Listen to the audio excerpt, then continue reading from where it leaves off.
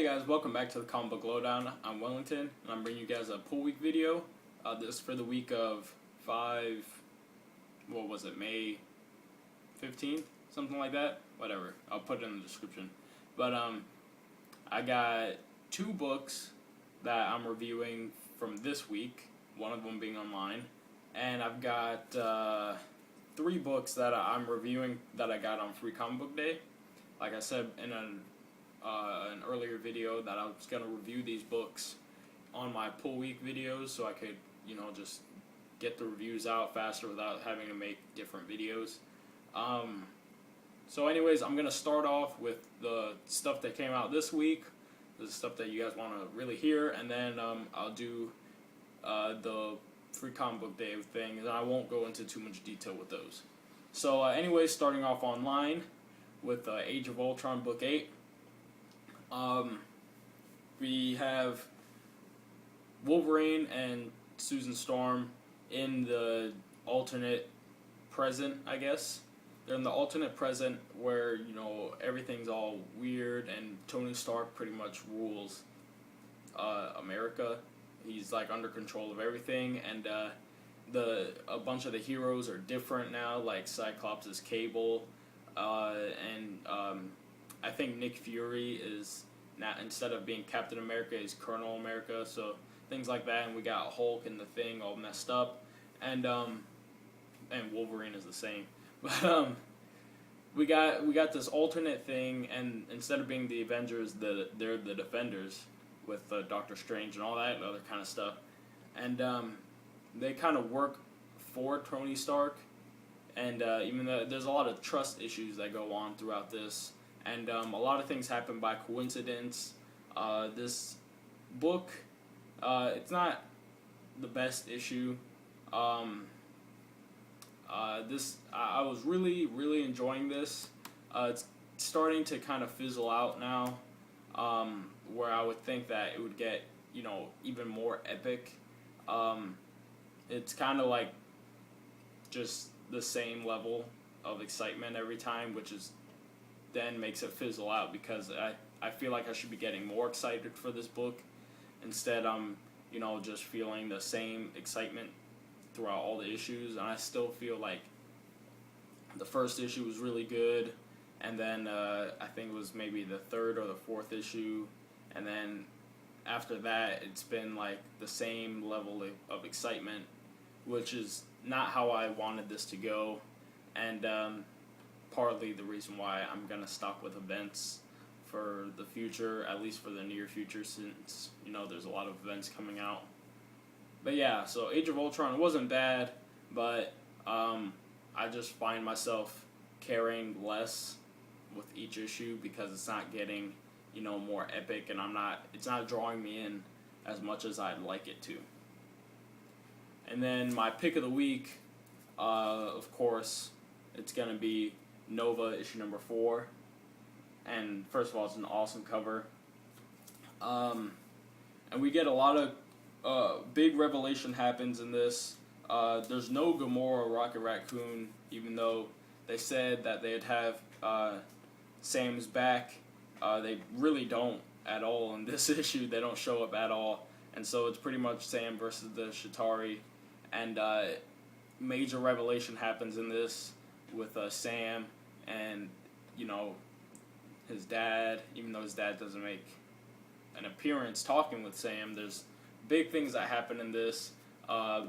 Big character that in the Nova book that we've been introduced to already makes his appearance, and it's crazy. And the way that this ends, I don't want to spoil anything, but the way it ends is like, I don't know how he gets out of this to make it to like a 6th issue, because the story arc concludes next issue in issue number 5, and yeah, it seems like the series should conclude based off of where we're left off in this issue. But I do feel like I kind of have an idea what's going to happen, but still, major events happen in this.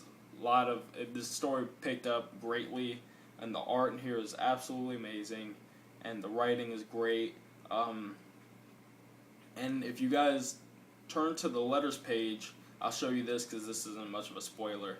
Um, in the letters page, they have a preview cover to issue number 7 of Nova, and I'll show you guys it. It's right there. If you guys can see that, that's the Superior Spider-Man fighting Nova, so we are going to get Superior Spider-Man in this, which, you know, is going to be really cool. You know, it seems like a lot of people know how to write Superior Spider-Man, you know, with Mark Waid, and I don't doubt that Zeb Wells, who will be the writer for that, is going to write him great, and you know, Chris Yost is going to be writing him in Scarlet Spider and all this other good stuff. So there's Nova for you, issue number 4. Great book. Suggest everybody pick it up. It's worth the price, and yeah, awesome. Now going to the free comic book day stuff. I'll do this in order from my least liked, I guess, to my pick of the week for my free comic book day stuff. And all of this stuff I actually really liked. First, I'll start with Judge Dredd Classics. This tells you the story of Judge Death and how all that's handled, and they're all short stories that they put together because I'm guessing these came out with the 2000 AD in issues, so they decided just to put the whole story together in one.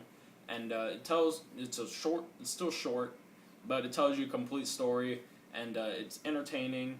The art in it is great. I think it's by, let me check who the artist was on all of these.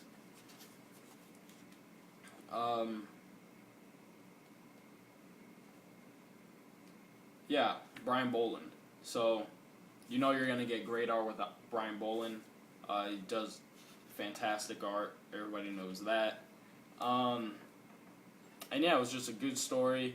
Kind of leaves me in a place that I didn't know that this character would end up in a certain way. I guess I could tell you guys, Judge Anderson, that you see in like the Dredd movie, she ends up pretty much being incapacitated for what seems to be the rest of Judge Dredd books in this book, unless, you know, Judge Dead comes back, or Judge Death comes back. But in the meantime, it seems like she's a wasted character now because of where this is left off. And so, you know, I thought she was like a main character next to Judge Dredd, but that's just based off of the movie. This is the first Judge Dredd I've ever read. But yeah, so I thought that was entertaining. I'm definitely gonna pick that up. And next, and I need to get some bags and boards for a lot of these books because I don't buy bags and boards. My shop just gives them to me. But this was from a different shop, so I need to get this bagged and board. But this is Justice League of America issue number 1. This is the Kentucky variant. So I read this first time reading JLA, and I thought it was really good. The way they set up the whole team, all the characters were very well laid out. You know, the reason behind everything, you know, all of you guys have probably read this already and know it, so I'm not going to tell you guys what happens because you already know. But definitely a book that I can see myself checking out the second issue and some future issues just because, I mean, they're all on issue number 3. So I really like how the foundation was laid out in this, how they created the team and all that good stuff. And yeah, so JLA issue number 1 was pretty good.